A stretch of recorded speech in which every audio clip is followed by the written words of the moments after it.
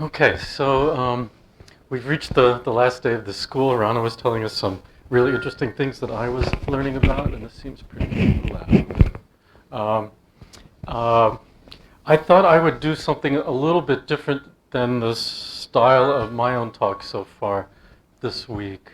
I want to talk about advanced LIGO and the other new generation of detectors that are coming online, but less from the point of view of the technology that makes them up, and more from the point of view of what role they play in.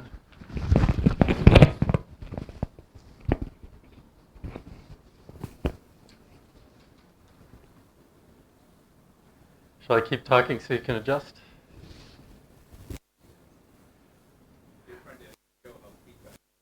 Yeah. Squealing, the squealing sound of too much gain at a place where the phase is. Um, okay, so what I would like to do um, explain why advanced LIGO, advanced Virgo, LIGO-India, why they play such a crucial role as I believe they do in the history of our field. Um, and this is something that's kind of different from saying, okay, we know how to make this kind of sensitivity, so we'll build it. Now we know how to make something of this kind of sensitivity, so we build it. There's actually a special story to tell, and so that's what I want to um, hang my remarks for the next few minutes on that story. Um, so you've seen this map before. I just want to talk a little bit about the sociology that's embedded in this map. So our sites at Hanford and Livingston, our headquarters at Caltech, and our not quite equal headquarters at MIT, the two institutions that make up the LIGO laboratory. And now here's a version of a slide that you've seen other, probably more recent versions of earlier this week. This is the plethora of institutions that make up the LIGO scientific collaboration. The LSC now has in excess of 900 individuals who are part of it, something like 40-ish institutions, playing various roles, contributing to the effort, um, leading the data analysis, leading some aspects of the instrumental R&D, playing some roles in helping make the interferometers that are installed at the sites better, but definitely a secondary role in that to the institutions of the LIGO lab, Caltech and MIT. But still, this is kind of the scientific ecosystem that makes up, or the community that makes up the LIGO world. Oops. I'm showing a diagram, an aerial picture of GEO to remind myself to mention and to help to stick in your heads this interesting fact that GEO is at one and the same time an independent collaboration, but also full members of the LSC. And this has been an integration that's worked extraordinarily well, in my opinion. Um, um, from the point of view of data analysis or anything else, service roles within the LSC, GEO members are just like LSC members, but do have this particular allegiance to a particular instrument that's played an important role, as we mentioned earlier this week, in developing new technology and at various stages in the observations, making observations as well. Here is a map of the world, which we can take either from the sociological point of view or from the scientific point of view. Sociologically, okay, LIGO has the two sites, there's GEO, so I draw a circle around these two institutions, and that's the LSC. Here's the next nearest site on the globe, that's Virgo, its own independent collaboration, and there the relationship between LIGO and Virgo is pretty close, but kind of an arm's length relationship. There's no way there has been any intention to meld those two collaborations. Instead, they collaborate by discussion, negotiation, finding consensus, making plans together, but things that require votes are decided by 2 votes. An LSC vote, in which GEO members are full participants, and Virgo votes. And trying to think if there's anything where we actually voted in opposite ways in a way that didn't get resolved. But it's definitely an alliance rather than a collaboration. Having said that, let me also say that compared with where we were in say around the beginning of the 1990s, this is a remarkable state of affairs. First of all, we're at a situation where we've got this great integration of the LSC with GEO, but it was a highly non-trivial accomplishment when the LSC and Virgo decided to do joint data analysis. And since that came into being in 2007, if I remember correctly, the scientific results of observations have come out as with one giant author list. It's highly non-trivial, a real accomplishment. So I think everyone should be proud of how well that's worked, in spite of the fact that it has, people brought up different ways, have different traditions. It hasn't been perfect.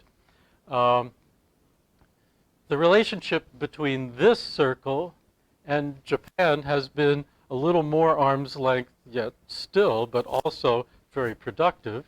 At the technological level, extremely productive, lots of exchange of people and ideas. At the level of producing scientific results, it's been somewhat more arm's length still. If my memory is correct, I believe it was one of Ramanna's talks that mentioned, in fact, I think you mentioned it as some sort of oppressive memory of when Tama was the best interferometer in the world and we had to catch up. So there was a moment of a couple of years when the best Japanese interferometer, Tama 300, was in fact the best instrument in the world.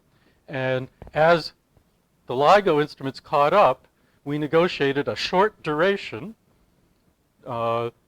joint data analysis and results publishing arrangement that produced one or a few papers. I have to go back and remind myself.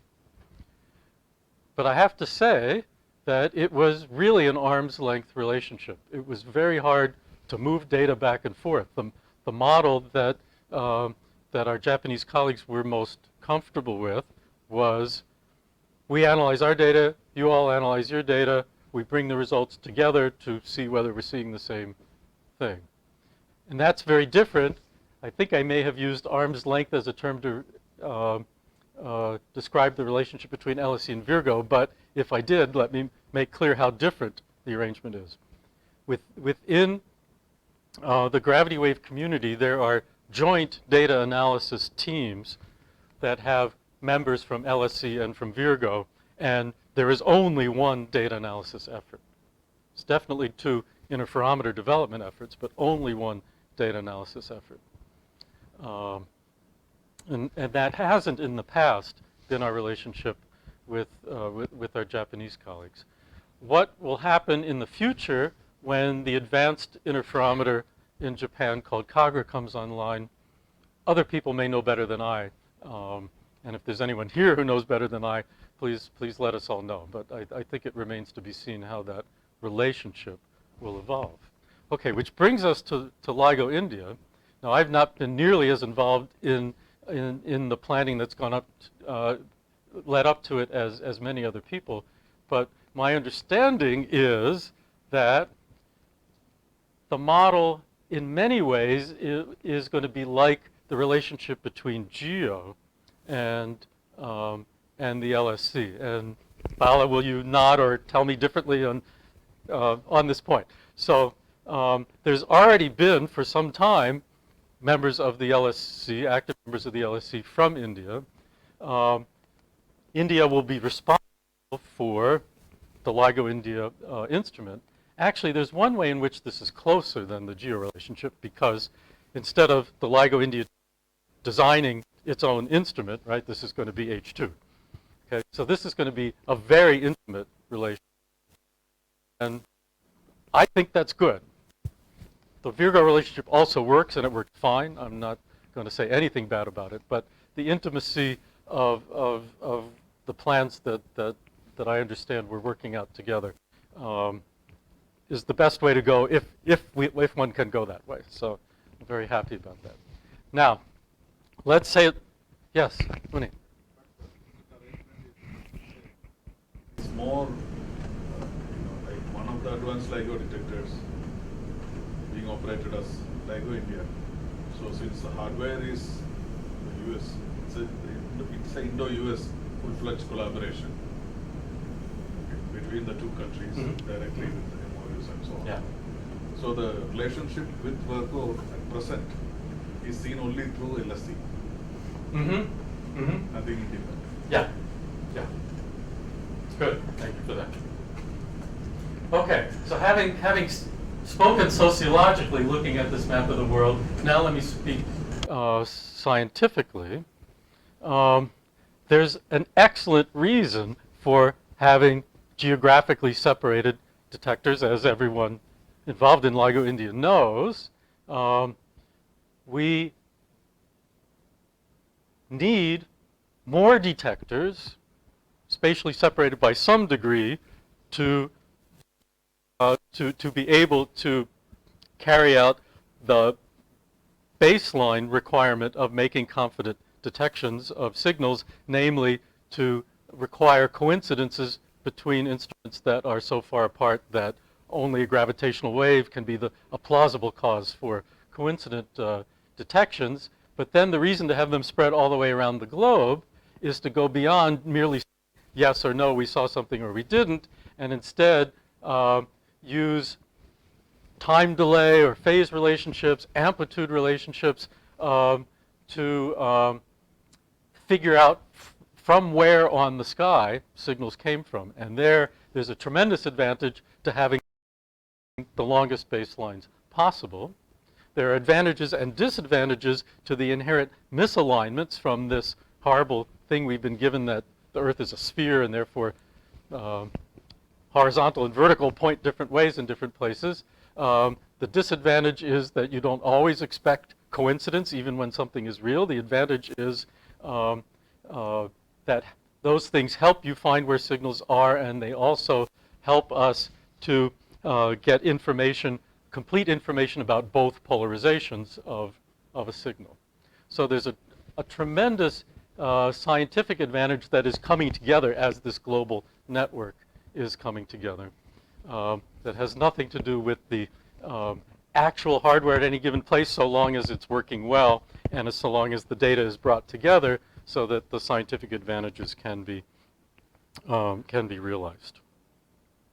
Okay, here's an aerial picture of Virgo, the reminder of their important role in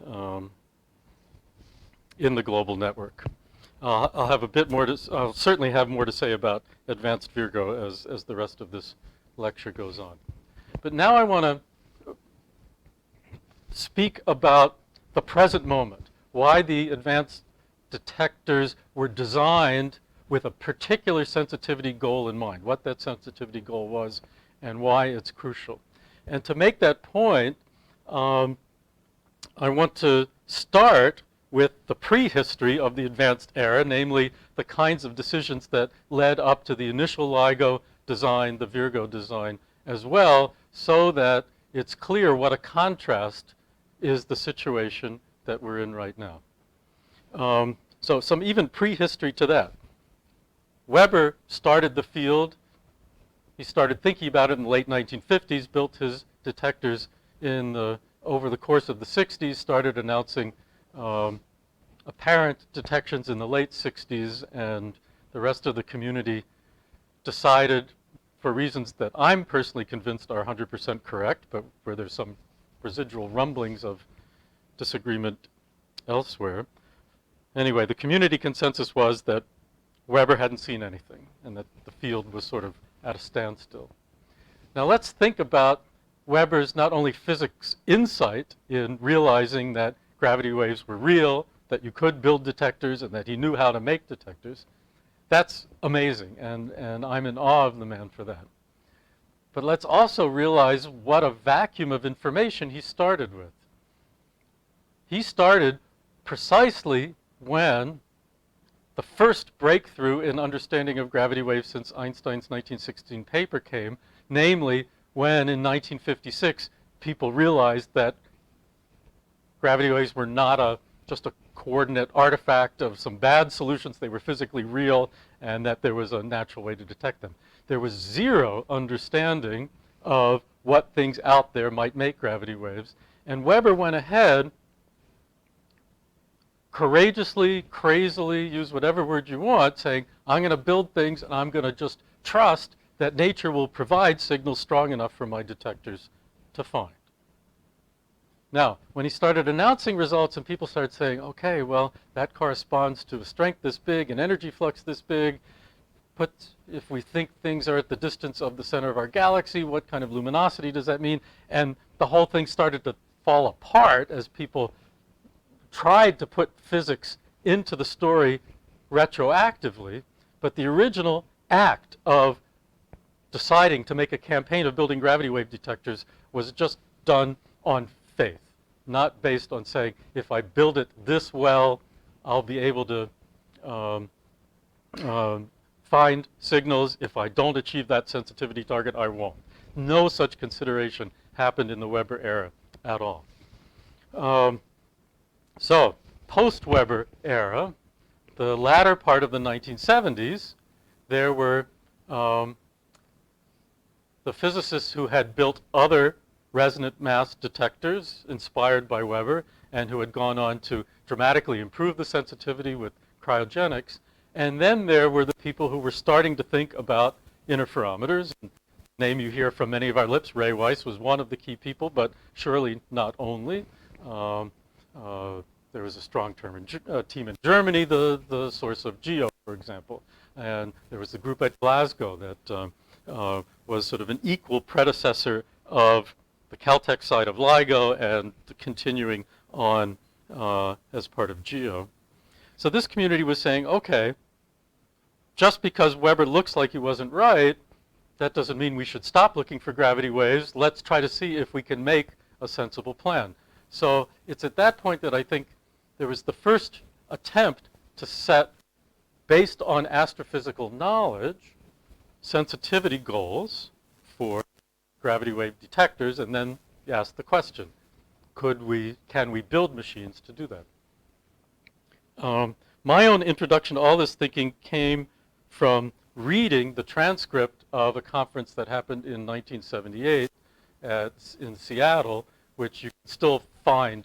It's a book called Sources of Gravitational Radiation, edited by Larry Smarr.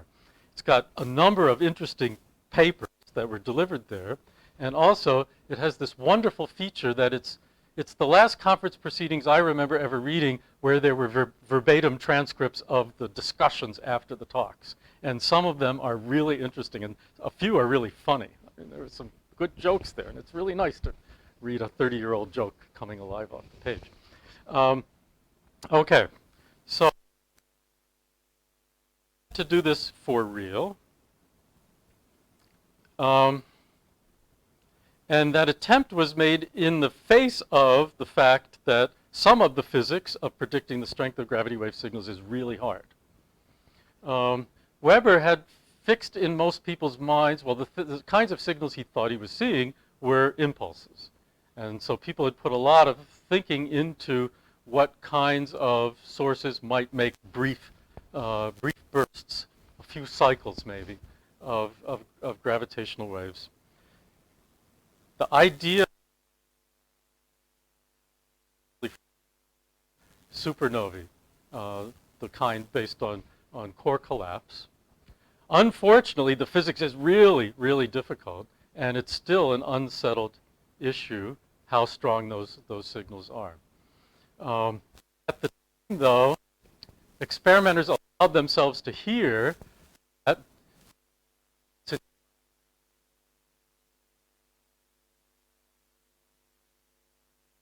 of stellar core collapse that maybe we could detect signals at a level of 10 to the minus 21. And so the interferometer community adopted, based on some input as opposed to no input before, but still pretty hazy input, a target. Let's see if we can make something with a sensitivity and sensitivity to a short burst of 10 to the minus 21. And it was that sort of vague lesson drawn from astrophysics that set the sensitivity target for initial LIGO. Now, people weren't dumb. Nobody would say, we know, as long as we meet our sensitivity target, we will see things. And now with the benefit of hindsight, looking back on the initial LIGO, the initial Virgo era, not having seen things, we all say, okay, yeah, I guess that's what we thought. So let's pause for a moment to ponder, you know, this is still kind of an odd episode in the history of science, right? A lot of money and, you know, how many scores, well, it's hundreds of person years of labor went into this without any solid reason to believe that it would succeed in its target. All right, it was noble, it was great, but people weren't dumb, okay? We expected a second act out of the interferometer era from the beginning. And one thing that I learned from reading the transcript of that 1978 conference in Seattle was that there was a guaranteed source, just a little bit, i.e. 1 order of magnitude weaker than the optimistic beliefs about supernovae, and that was the signals from neutron star binaries. And the beautiful thing about those signals was that unlike the supernova, you could really believe that in a prediction for the signal strength. To predict, forgive me if I'm stating the obvious, okay, but to predict the strength of the strongest signals you're going to see, you need to understand two things. You need to understand how strong is the signal from an individual source of that kind located at some fiducial distance that you just choose. But then you also need to understand the abundance of those sources so that you can say, okay, in an observation period of 1 year, if I can see out to a distance of, call it megaparsecs just to say something, then I know that within a sphere of radius 20 megaparsecs, you know, one or more of these events is likely to happen in a year, and then I see things to that distance, I'll see something. The for supernovae, we know the abundance pretty well. I mean, probably of all the sources we talk about, well, we know it pretty well. We don't know the physics of the emission at all well. With the neutron star binaries, we know both. And it's the only astrophysical source of gravitational waves where we know both. And it's kind of a beautiful thing that the physics of at least most, when we get to the interesting part near the end where Bala's efforts have helped us out so much, but you can, on one piece of paper, get close to an estimate of the signal strength and, you know, get a not bad guess as to qualitatively what the waveform looks like. But the amazing thing is enough of these sources, the existence of enough neutron star binaries to have a pretty good estimate of their abundance. Now, when we started out, we knew precisely one. So this was really kind of a, let's say, it was an aggressively confident extrapolation from knowledge of one source to saying we know the abundance. But as we've discovered several more neutron star binaries, you can see that that first guess wasn't so far off. Okay, the only problem with the neutron star binaries as signals is that in the 1980s, when this thinking left 78, the direction of LIGO proposal and the other large interferometer proposals, which went in 1989, moving forward, nobody with a straight face could say that they knew how to build an interferometer with a strain sensitivity of 10 to the minus 22. And so we just didn't propose it. Proposed what we thought we could achieve. You know, every time there's a new technology, you find new things, and plus, we're going to do R&D between now and then, and we'll come back with another proposal for the 10 to the minus 22 instruments in the future. And it's only when we do that, we said in the 80s, that, you know, we'll really be in a situation to look our funders in the eye and say, let us build that one, that next one, and we'll get you signals. And the amazing thing still amazes me, and maybe I didn't say this in a recording, but it's amazing that the funding agencies of the world bought them. I mean, it was great.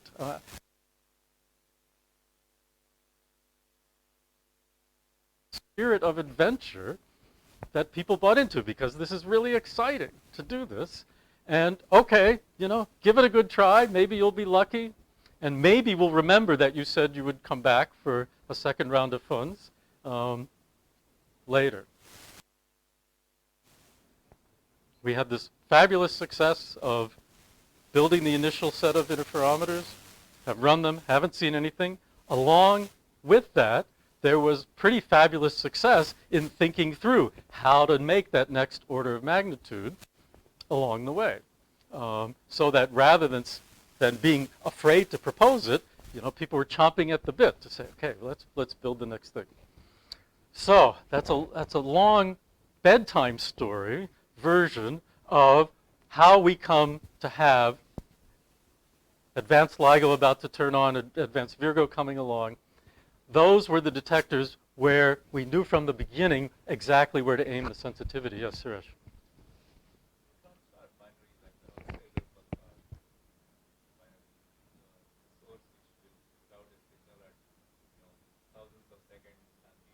Mm-hmm. For that. Okay, because we understand the dynamics of the Hulse-Taylor pulsar, and so we know what its lifetime will be until it becomes a close binary that we can see for the last 10-ish seconds to hundreds of seconds. All right. So I mean that's part of the story, but it's a well understood part of the story. Are you worried that somehow the universe is filled with Hulse-Taylor pulsars that never evolved to coalescence? No, not that's not the. Oh, I'm sure. I guess I'm not understanding your question That's then. the one source on which we. On which this was based. Yes, the one source. Okay? No one would disagree that pinning a whole research program on precisely one known thing was aggressive. But it was, one is a lot better than, okay? And retroactively justified, okay? So sometimes you're lucky, okay? Or I don't think we should be embarrassed by that. I mean, it's the truth, and it's worked out. Okay, so this is a long way of saying that with advanced LIGO, advanced Virgo, for the first time, a gravity wave detector has been designed to a well-justified sensitivity target, justified in terms of the likely science to come out in the end. Of course, initial LIGO was designed to a sensitivity target as well, but it was serendipitously chosen. We think we can get to that. Let's design something to get to that. All right. Now, here is, I'll say one other obvious thing and then move on. Okay?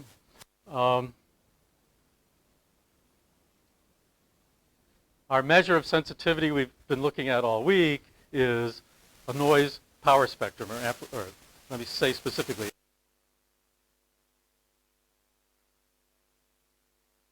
lowering of that in the appropriate frequency range corresponds to being able to see a factor of 2 farther away for a given target signal-to-noise ratio.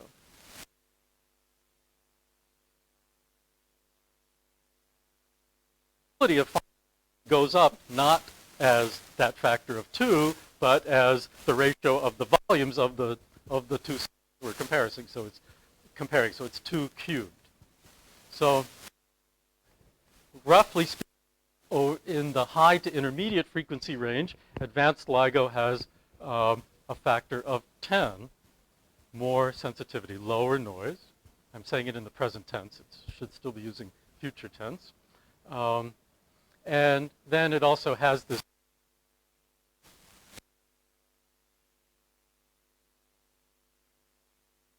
but beyond that, as I mentioned in a talk, I forget which one, my one on seismic noise, I think before I talked about seismic noise, I said,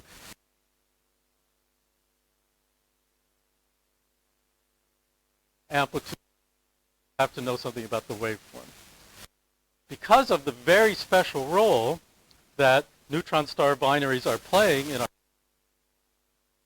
we can guarantee that we will, as our instrument works well, have adopted a practice that started in initial LIGO, more important now, of representing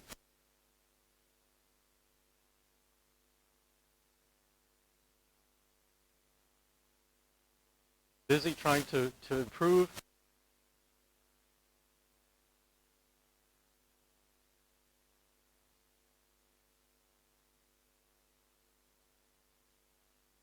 noise distance to which we could detect signal to noise ratio of A star binary. So that I will show you in not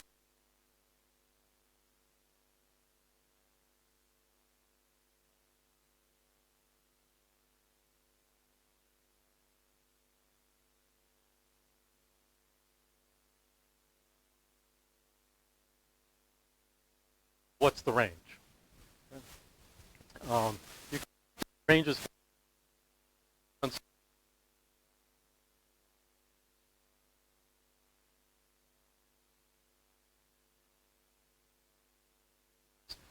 that's in spite of all sorts of people's attempts to say, well, we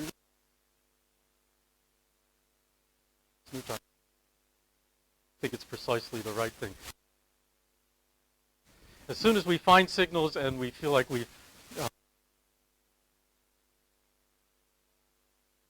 we'll be as broad-minded as anyone else.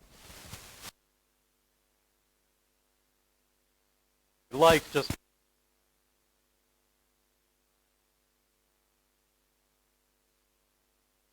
volume is in the bigger one, as if a physicist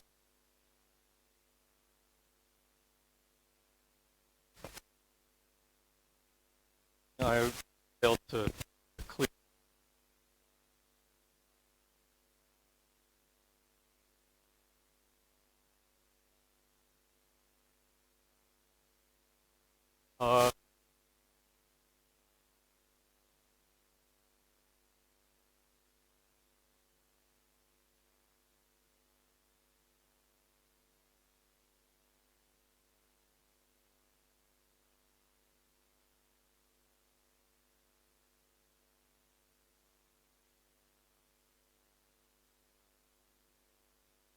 Set of rate estimates, and let me just read the numbers out for you. The very lowest rate estimate of detections per year that people who put this paper together were willing to entertain was 0.4 neutron star binary signals per year on the basis of some particular model spectrum that represented the planning for advanced LIGO. This column is supposed to represent best estimate, and it says 40 per year. That's great. Here's an optimistic estimate of 400, and I forget what the column, maybe crazy. It's supposed to be here, and it says 1,000 per year. So this is a statement that went out under the full LSC author list, if I remember right. Our statement that we think the astrophysics tells us that as long as advanced LIGO reaches its design target, we expect some number of tens of neutron star binary signals per year.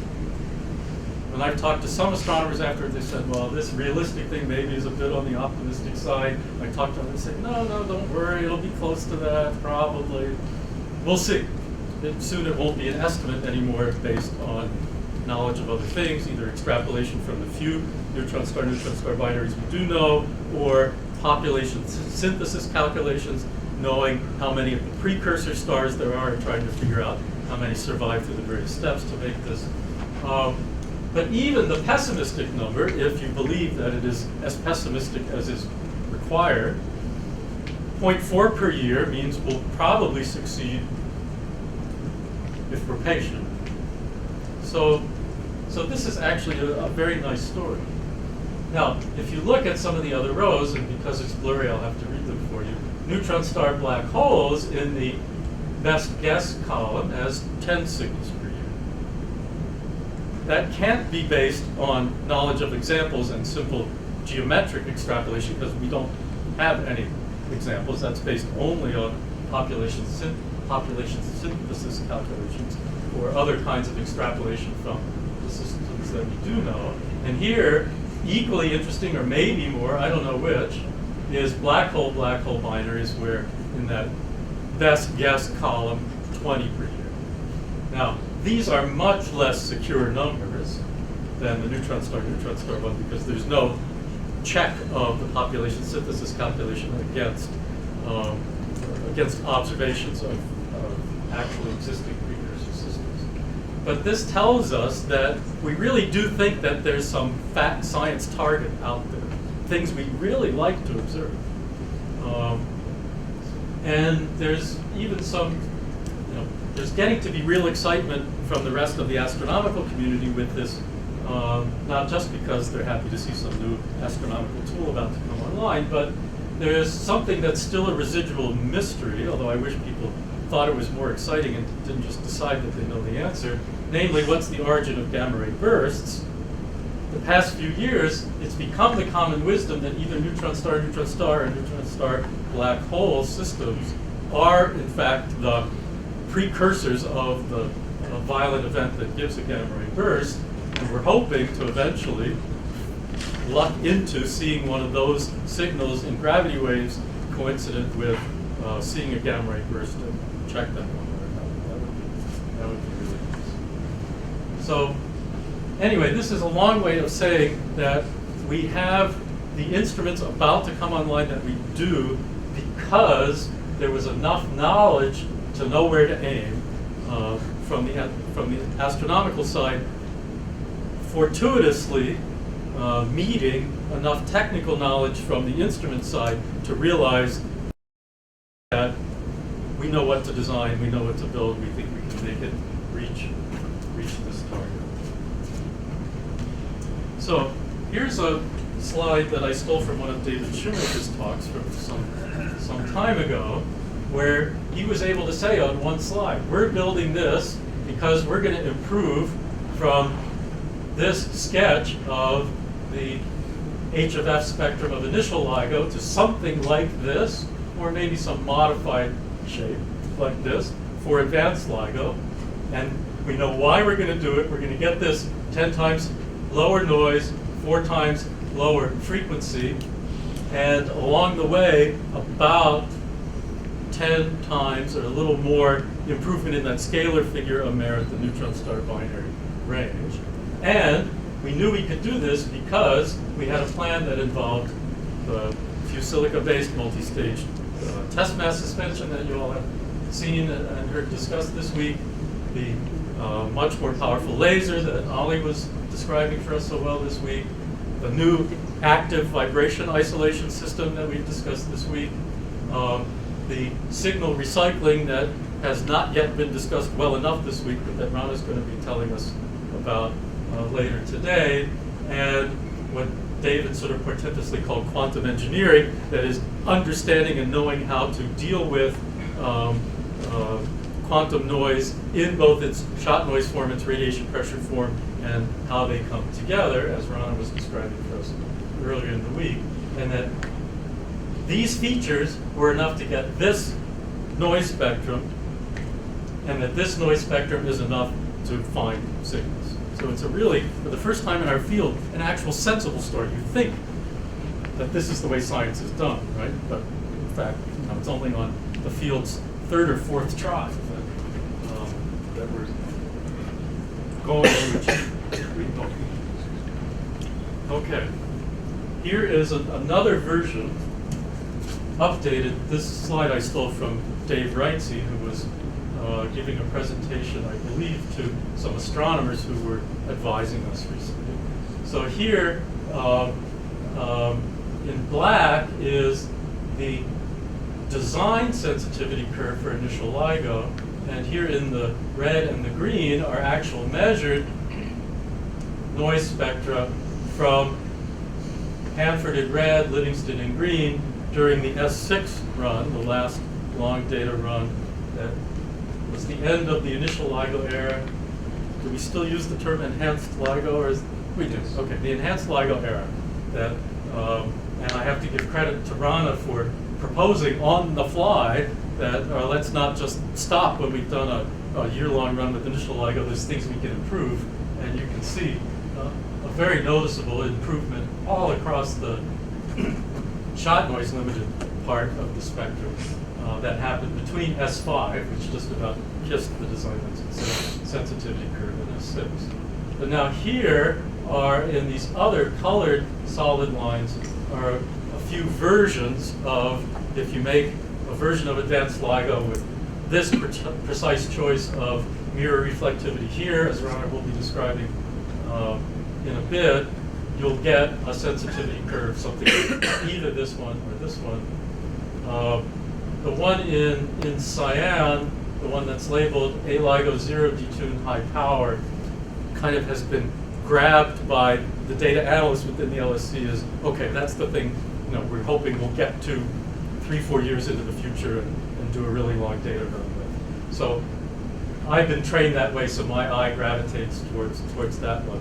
And from the point of view of neutron star binaries, of all these various choices that the instrument designer says, well, we can offer you this or this one is just about the best thing for looking for neutron star binaries. The others have been optimized for other purposes, or in the case of, well, let me just say, that's it. So this gets us sensitivity to neutron star binaries at about a distance of, I think it's close to 200 megaparsecs, which would be great. Really great. Please. Can I just say, the brown one and the light blue one look doable. Mm-hmm. The other ones can be calculated, but I'm not sure how we could operate this. You should tell your executive director. I have. Okay. I've told anyone who listens. Yeah. Okay. You haven't upset me very much, because since you said that the light blue one was achievable, and it's the one that's my favorite, because now, all right, now we've done sociology, now we'll do some personal psychology. Okay, I've got a monkey on my back, all right? I want us to find something. If this is doable and that's the one that reaches our target and will let us find something, let's do it and we'll worry about the other things later. Yes. Yeah. Yes. Okay. So, just had a little values clarification exercise left. All right. Now here is another version, and this came from a document that has Ramanna's name as one of the authors on it. So you can comment on whether you still believe what you wrote a few years ago or not later. This is a slightly larger selection of possible noise curves that came out of, what was it called? The ISC design documents. Okay. And here, the curve I was focusing on, that was cyan, light blue, and the last one is red.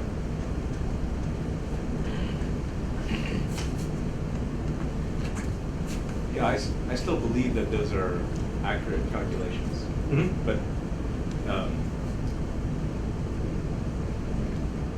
if you imagine in your mind changing the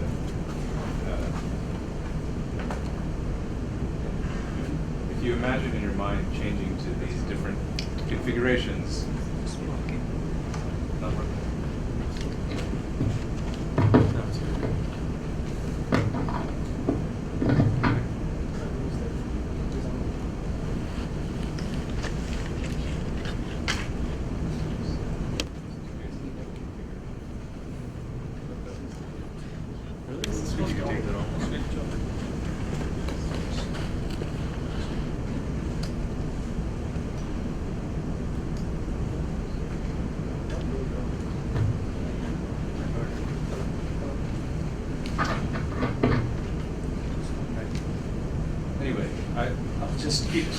on and off. It'll occasionally come on. I think if you try to realize all of these curves, then what you would find is that the interferometer is radically more complicated for all of them except for the red ones.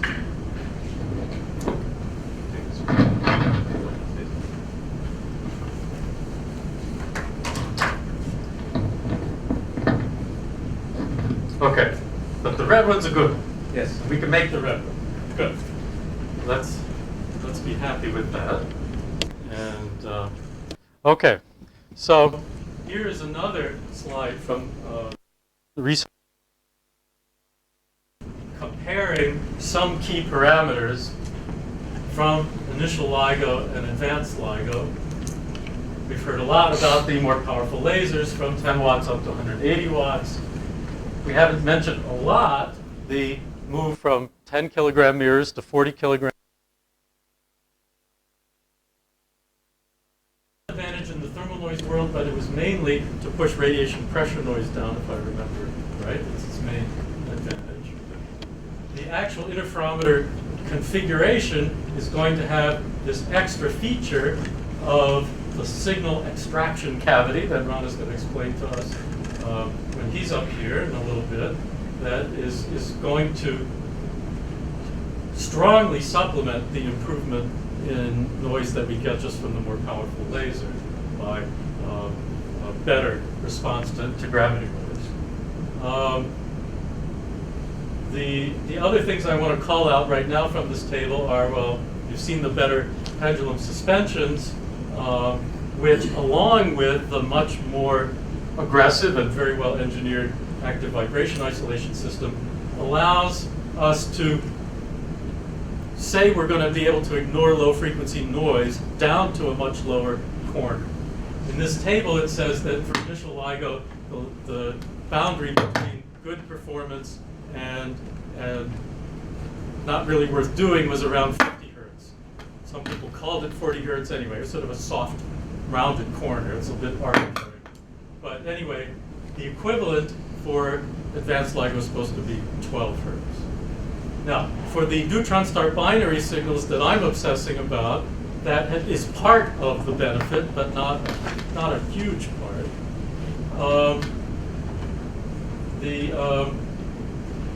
But this allows us to look for some signals that would have been invisible.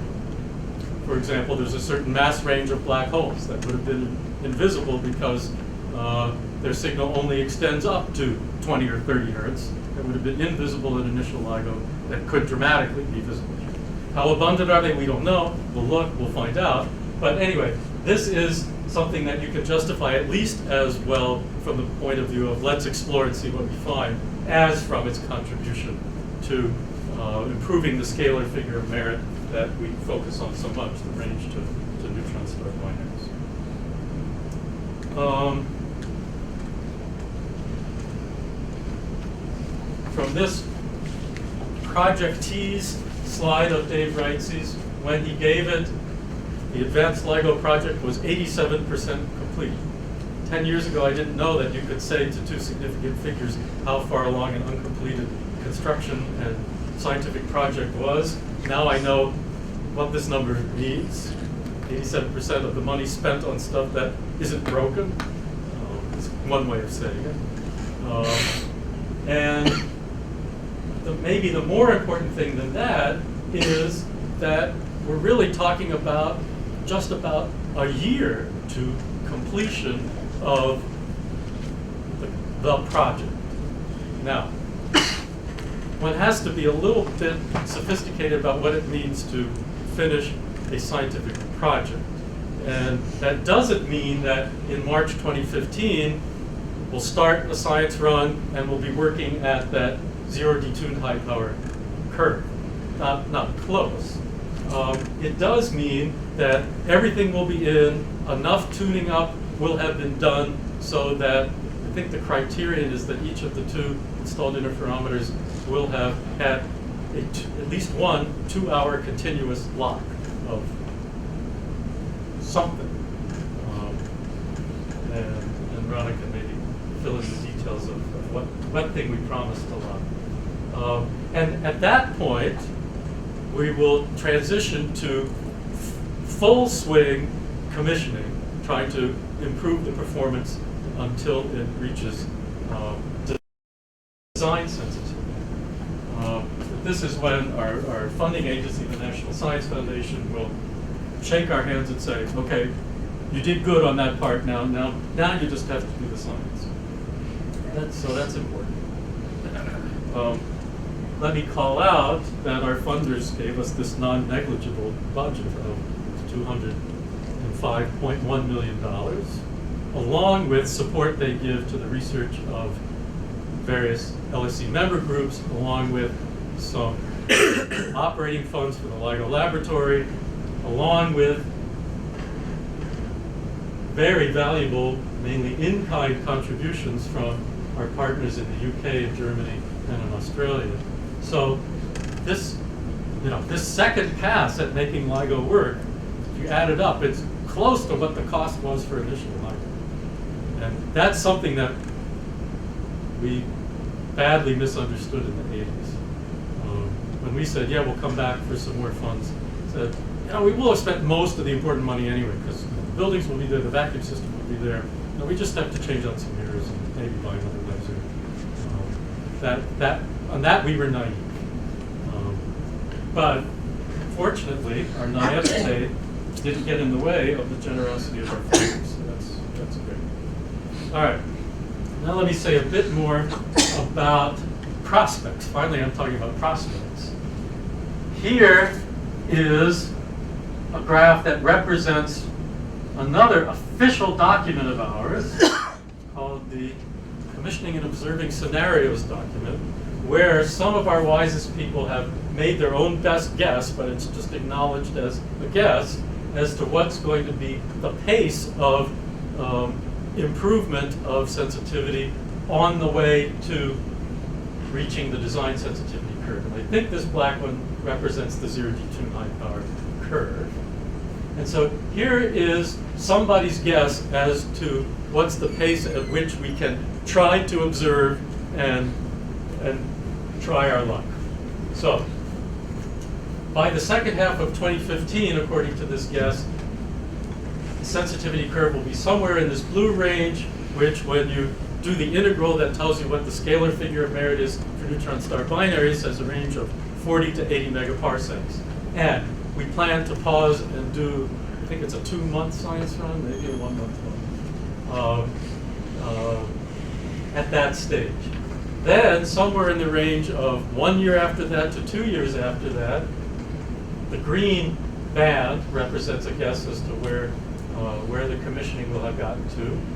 A scalar figure of merit of range 80 to 120 megaparsecs.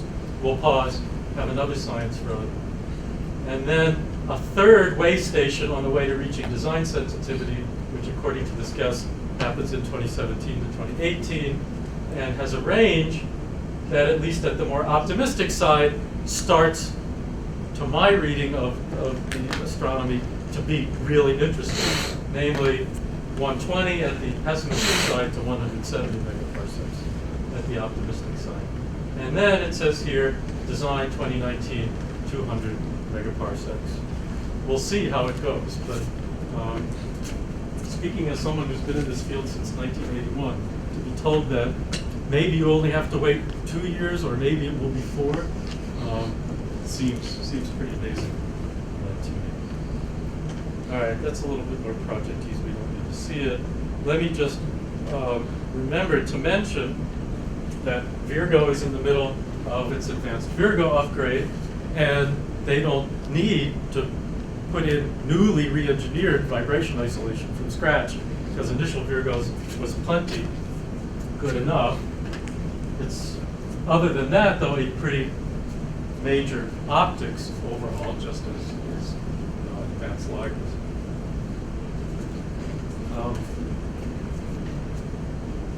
And here is the equivalent prognostication for Virgo's future progress. It's a little bit behind advanced LIGOs, unfortunately. And the Virgo design is not quite as deep when they reach design sensitivity for neutron star binaries as ours. But nevertheless, this will be a crucial leg in the global network. I don't have slides for the Japanese Kagra effort. It's going to be, my understanding is, somewhat slower still than this, but reaching roughly the same kind of sensitivity targets as we have when it reaches its full design sensitivity. I just saw in an announcement that Kagra had just in the past week passed the milestone of having one of its 2 arms fully excavated, and the rest of that excavation in the Kamioka mine going well. And of course, they're not just doing civil engineering; they're doing a lot of the detector development as well. So that's the material I have prepared. So let me stop here and see if there are any other questions that people want to.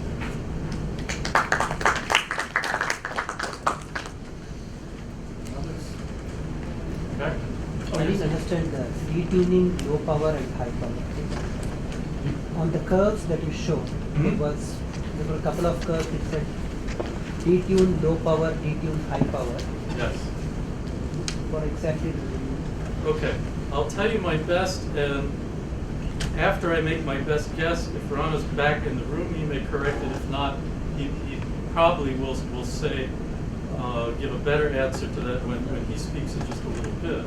It's not okay. Yeah. All right. Zero detune low power is this dashed red one. Zero detune high power is this one. I think that this is literally just operating with only 25 watts of laser power in otherwise the same instrument is here with the full power of the advanced LIGO laser. And the reason that for planning purposes that LIGO is carrying this dashed line is that it's a non-trivial thing to put all that light power into our instrument. When I talk to Ramanna and people like Ramanna, I think they are most worried about the thermal deformation of the mirrors, but you can imagine other difficulties, whether we can handle the radiation pressure, whether we've got the right control laws, could even, if you want to be fearful, something in the 4 optics that can't do it, that's probably been tested really well, so it's unlikely to be that. But for that reason, I think it's quite likely that no matter what the exact set of curves was in that observing scenarios document, that there will be some fair amount of dwelling at this lower power before moving on to the high power, because this is a pretty darn good noise sensitivity. And so the question was the distinction between zero detune low power and high power, just whether you run the last stage of Ollie's laser or not. Whether you can handle it. Whether you can handle it, right. Okay.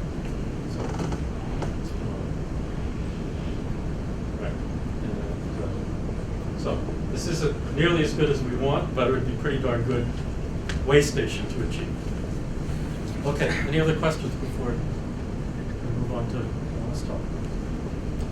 Okay.